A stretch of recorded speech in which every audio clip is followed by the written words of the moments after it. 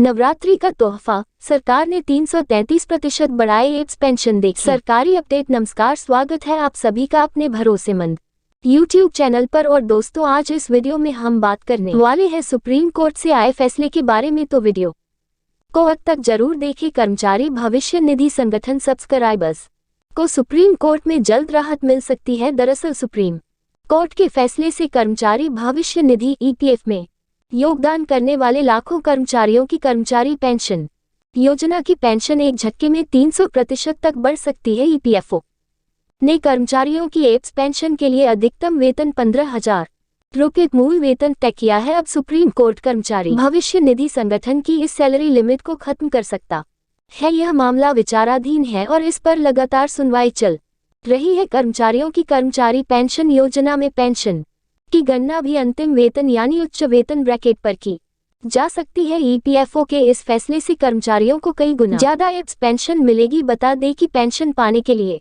EPF में 10 साल तक योगदान करना जरूरी है। वहीं 20 साल की सेवा पूरी करने पर 2 साल का वेटेज मिलता है। आपकी एम्प्लॉय पेंशन स्कीम पेंशन कैसे बढ़ेगी, यहाँ समझे। कर्मचारी भविष्य निधि संगठन की मौजूदा व्यवस्था के मुताबिक अगर कोई कर्मचारी 1 जून 2015 से नौकरी कर रहा है और 14 साल की सेवा पूरी करने के बाद पेंशन लेना चाहता है, तो उसकी कर्मचारी पेंशन योजना में पेंशन की गणना 15,000 रुपये ही की जाएगी, भले ही वह किसी एप्स कर्मचारी के साथ काम कर रहा हो। वेतन 20,000 रुपये बेसिक सैलरी ब्रैकेट में हो या 30,000 रुपये पुराने फॉर्मूले के मुताबिक कर्मचारी को 14 साल पूरे होने पर 2 जून 2030 से करीब 3,000 रुपये पेंशन मिलेगी। पेंशन की गणना का सूत्र है सेवा इतिहास बाय 150070।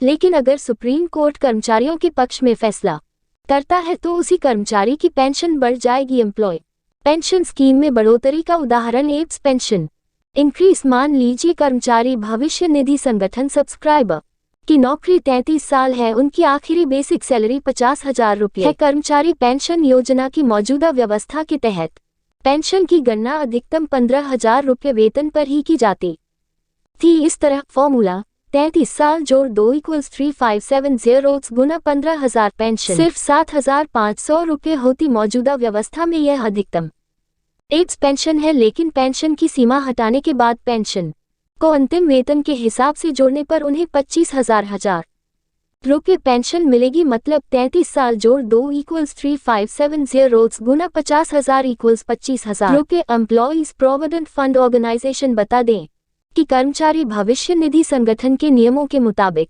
अगर कोई कर्मचारी लगातार 20 साल या इससे ज्यादा समय तक कर्मचारी पेंशन योजना में योगदान करता है तो उसकी सेवा में 2 साल और जुड़ जाते हैं। इस तरह 33 साल की सेवा पूरी हुई, लेकिन 35 साल के लिए एप्स पेंशन की गणना की गई। ऐसे में उस कर्मचारी की सैलरी में 333% का इजाफा हो सकता है। क्या है एम्प्लॉय पेंशन स्कीम का पूरा मामला।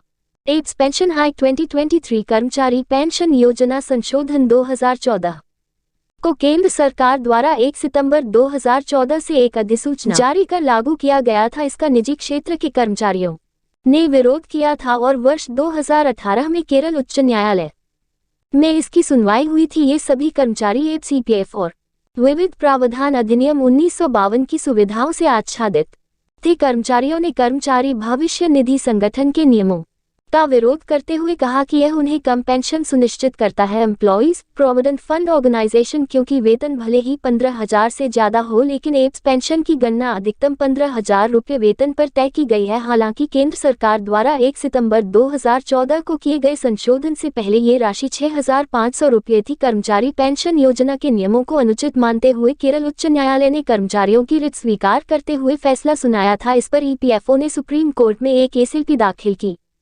जिसे सुप्रीम कोर्ट ने खारिज कर दिया। अब इस मामले की फिर से सुनवाई हो रही है। कर्मचारी भविष्य निधि संगठन कर्मचारियों को जल्द खुशखबरी मिल सकती है।